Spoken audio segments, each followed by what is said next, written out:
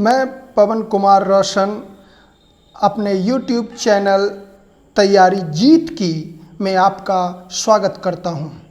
जैसा कि आप लोग जानते हैं, बिहार में एक बहुत बड़ी वैकेंसी आप लोगों के लिए आ चुकी है। BSSC के अंतर्गत सचिवालय सहायक की, जी हाँ, सचिवालय सहायक की वैकेंसी आप लोगों के सामने आ चुकी है। तो चलिए आज हम सचिवालय सहायक के बारे में जानते हैं, इसकी तैयारी कैसे की जा सकती है, इसके लिए क्या व्यवस्थाएं हैं, इन सब की बात हम अपने इस चैनल पर आप लोगों के समक्ष करेंगे। देखिए, आवेदन समर्पित करने की जो अंतिम तिथि है, ये जो है वो 1 जून तक है। पहले जून तक जो है आप आवेदन कर सकते हैं। ऐसे जो है वो पेमेंट करने की तिथि जो है वो 30 मई तक ही है। 30 मई है ना, 30 मई 2022 तक ही पेमेंट किया जा सकता है। बाकी इसके अंतर्गत जो है वो पदों की कुल संख्या 2248 है। इसमें महिलाओं के लिए 35% आरक्षण है, तो इसलिए जो है वो बिहार सरकार महिलाओं को प्रोत्साहित कर रही है, तो महिलाएं बढ़ चढ़कर इसमें हिस्सा लेंगी। इस आवेदन समर्पित करेंगे, इसके अंतर्गत सचिवालय सहायक, योजना सहायक, मलेरिया निरीक्षक, उद्योग विस्तार पदाधिकारी, data entry operator grade C और अंकेक्षक जैसे पदों पर बहाली होगी। इसमें आयु सीमा की अगर बात की जाए तो 21 वर्ष से 37 वर्ष तक के अभ्यर्थी इसमें जो है आवेदन कर सकते हैं। महिलाओं के लिए 40 वर्ष जो है वो है। शैक्षणिक योग्यता की बात करें तो स्नातक जो है वो रखा गया है। कुछ पदों के लिए विशेष योग्यता की बात रखी गई है। जैसे मलेरिया निरीक्षक की बात अगर करें तो विज्ञान से स्नातक की बात रखी गई है। उद्योग विस्तार पदाधिकारी, डाटा एंट्री ऑपरेटर, अंकेक्षक की अगर बात करें तो इसमें भी के लिए अलग अलग योग्यताएं रखी गई है, जिसे आप नोटिफिकेशन में देख सकते हैं। अगर हम बात करें इसकी परीक्षा की प्रकृति की, तो आप देख सकते हैं कि बिहार कर्मचारी चयन आयोग परीक्षा संचालन नियमावली 2010 के आलोक में 40,000 से अधिक आवेदन प्राप्त होने पर प्रारंभिक परीक्षा आयोजित की जाएगी। अधिक आवेदन प्राप्त होने पर प्रारंभिक परीक्षा एक से अधिक चरणों में आयोजित की जा सकती है। तो आप देख सकते हैं यहाँ पर प्रारंभिक परीक्षा एक से अधिक चरणों में आयोजित हो सकता है। विभिन्न चरणों में जब परीक्षा आयोजित किए जाएंगे तो परीक्षा का परिणाम जो है सामान्यीकरण की विधि, नॉर्मलाइजेशन जिसको आप लोग कहते हैं, इसके आधार पर जो है वो तैयार किया जाएगा। प्रारंभिक परीक्षा वस्तुनिष्ठ प्रकृति का होगा और प्रारंभिक परीक्षा के माध्यम से कोटिवार उपलब्ध रिक्तियों के 5 गुना संख्या के बराबर अभ्यर्थियों का चयन मुख्य परीक्षा में किया जाएगा। यानी जितनी सीटें हैं उसका 5 गुना जो है वो मुख्य परीक्षा के लिए चुना जाएगा। तो जैसा कि आप पीछे देख सकते हैं, पदों की संख्या 2248 है, तो इसका 5 गुना जो है वो मुख्य परीक्षा के लिए चुना जाएगा। मुख्य परीक्षा की अगर हम बात करें तो मुख्य परीक्षा जो में जितने अभ्यर्थी शामिल होंगे उसके लिए अलग से नोटिफिकेशन जारी किया जाएगा। लेकिन अगर प्रारंभिक परीक्षा की बात करें तो प्रारंभिक परीक्षा में सिर्फ एक पत्र होगा, एक पेपर होगा जो सामान्य ज्ञान का होगा। इसमें सामान्य अध्ययन, जनरल स्टडी, उसके बाद जनरल साइंस एंड मैथमेटिक्स जो है सामान्य विज्ञान एवं गणित, उसके बाद मानसिक क्षमता जांच जो है comprehension, logic, reasoning, mental ability से संबंधित सवाल पूछे जाएंगे। इसके अंतर्गत अगर बात करें तो टोटल प्रश्नों की संख्या जो है 150 होगी। 150 प्रश्न पूछे जाएंगे और प्रत्येक सही उत्तर के लिए 4 अंक दिया जाएगा और प्रत्येक गलत उत्तर के लिए 1 अंक काट लिया जाएगा, यानी 0.25% जो है ये आपका नेगेटिव मार्किंग होगा।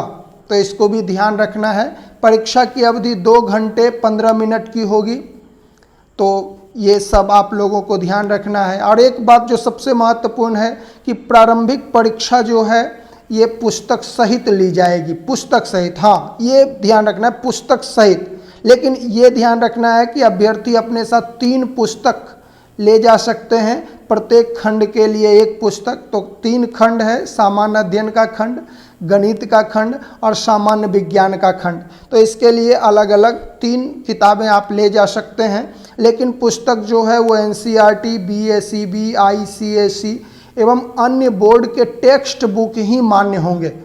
कोई गाइड, पुस्तक की फोटोकॉपी, हस्तलिखित कागज, नोट्स, इलेक्ट्रॉनिक्स उपकरण आदि जो है परीक्षा भवन में आप नहीं ले जा सकते हैं। तो ये ध्यान रखना है।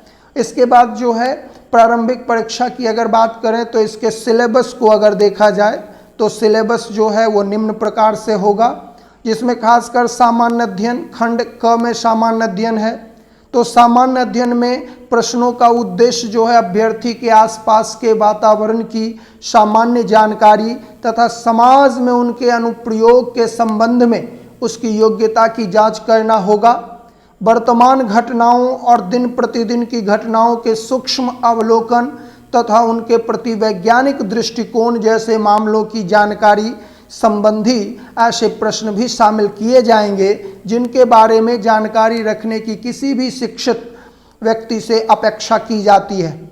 इसमें बिहार, भारत और इसके पड़ोसी देश के संबंध में विशेष रूप से प्रश्न पूछे जा सकते हैं, है ना।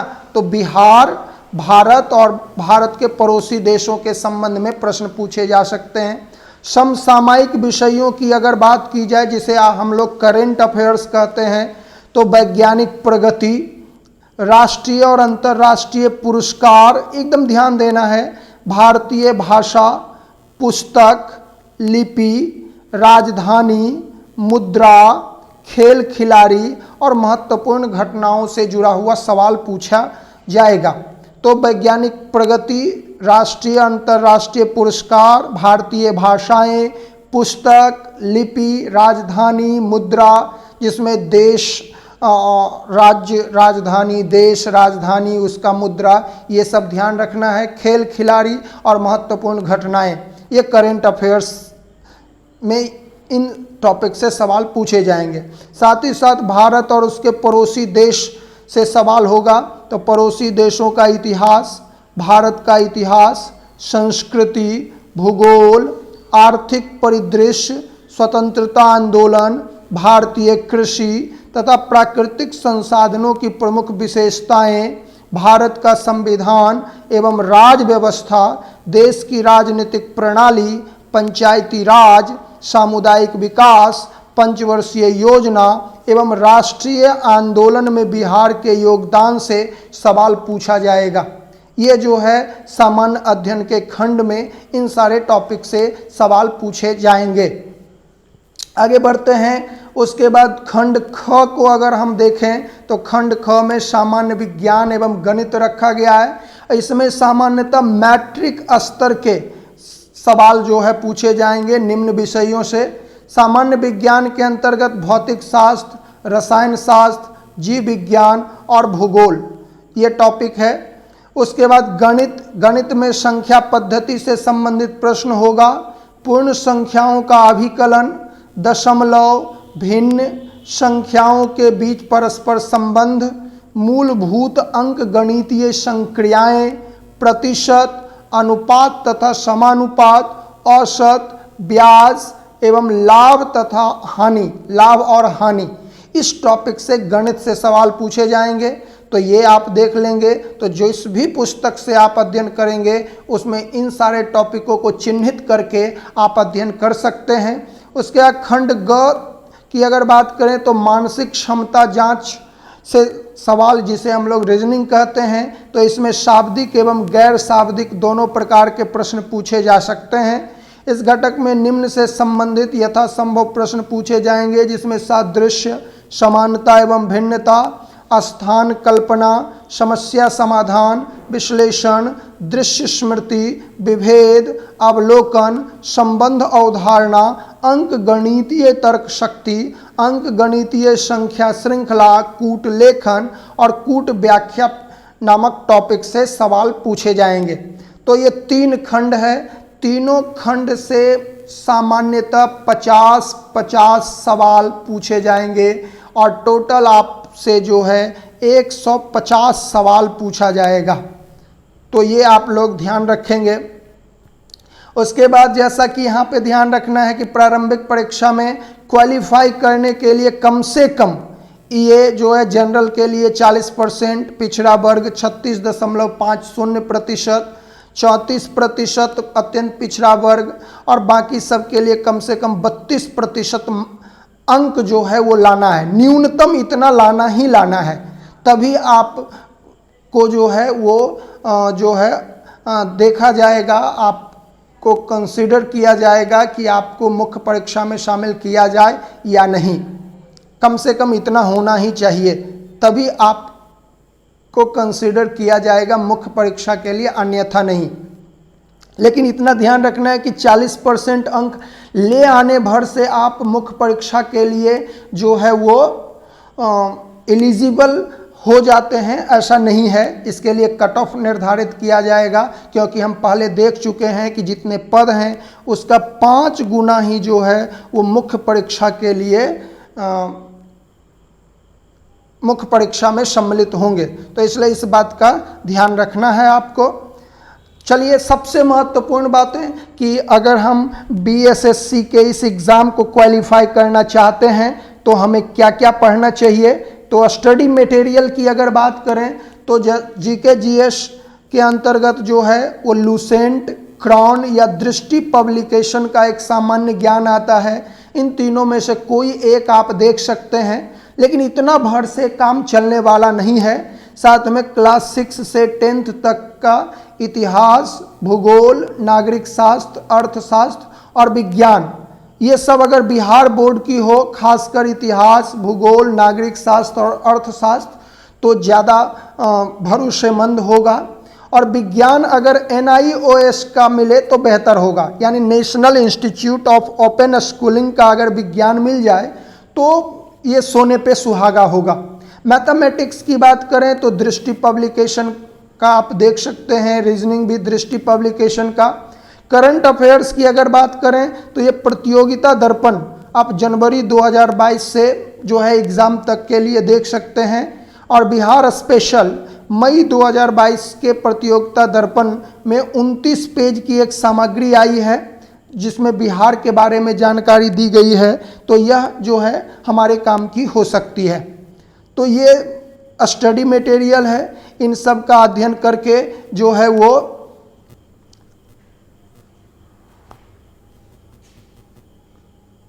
इन सब का अध्ययन करके हम बीएसएससी के इस एग्ज़ाम को क्वालिफाई कर सकते हैं। इसके अंतर्गत सामान्य ज्ञान की अगर बात करें तो ये दृष्टि पब्लिकेशन के सामान्य ज्ञान को आप देख सकते हैं। ऐसे लूसेंट या क्राउन का भी सामान्य ज्ञान आप देख सकते हैं, लेकिन साथ में आपको क्लास 6 से 10 तक का इतिहास, भूगोल, नागरिक शास्त्र, अर्थशास्त्र और विज्ञान, ये सब देखना आवश्यक होगा। विज्ञान अगर NIOS का मिले तो बेहतर, जैसा कि हम पीछे बात कर चुके हैं। गणित आप दृष्टि पब्लिकेशन का गणित के इस किताब को देख सकते हैं, इस पुस्तक को देख सकते हैं, नहीं तो आप अपने अनुसार किसी पुस्तक का चयन कर सकते हैं। तर्क रीजनिंग की बात करें तो ये भी दृष्टि पब्लिकेशन का मेरे ख्याल से काफ़ी बेहतर है, लेकिन आप अपने अनुसार किसी दूसरे पुस्तक का चयन भी कर सकते हैं। Thank you.